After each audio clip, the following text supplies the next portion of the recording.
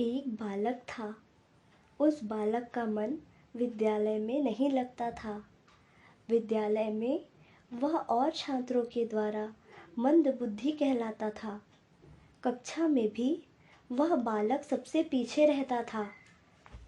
उसके अध्यापक भी उससे नाराज रहते थे, क्योंकि उसकी बुद्धि का स्तर औसत से भी नीचे था।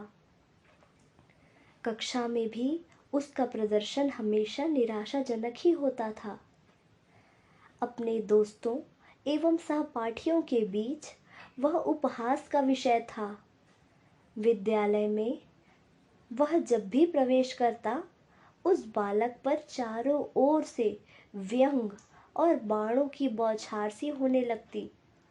इन सब बातों से परेशान होकर, तंग आकर विद्यालय जाना ही छोड़ दिया। एक दिन वह बालक मार्ग पर यूं ही चलता हुआ जा रहा था। चलते हुए उसे जोरों की प्यास लगी। वह इधर उधर अपनी प्यास बुझाने के लिए पानी तलाशने लगा। अंत में उसे एक कुआं दिखाई दिया। वह वहां गया और अपनी प्यास बुझाई। वह चलता चलता काफी थक गया था, इसलिए पानी पीने के बाद वहीं बैठ गया।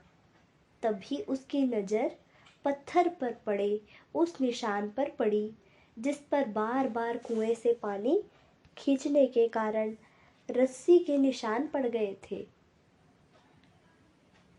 वह मन ही मन सोचने लगा कि जब बार बार कुएं से पानी खींचने से पत्थर पर निशान पड़ सकते हैं, तो निरंतर अभ्यास से मुझे भी विद्या आ सकती है। उसने अपने इस विचार को गांठ बांध लिया और पुनः विद्यालय जाना शुरू कर दिया। उसकी लगन देखकर अध्यापकों ने भी उसका भरपूर सहयोग किया। उसने मन लगाकर कठिन परिश्रम किया। कुछ सालों बाद यही बालक महान विद्वान वरदराज के रूप में विख्यात हुए, जिन्होंने संस्कृत में मुक्त बोध और लघु सिद्धांत, कौमुदी जैसे ग्रंथों की रचना की। अर्थात अगर धैर्य, लगन और परिश्रम से कार्य किया जाए तो उस पर विजय प्राप्त कर अपने लक्ष्यों की प्राप्ति की जा सकती है।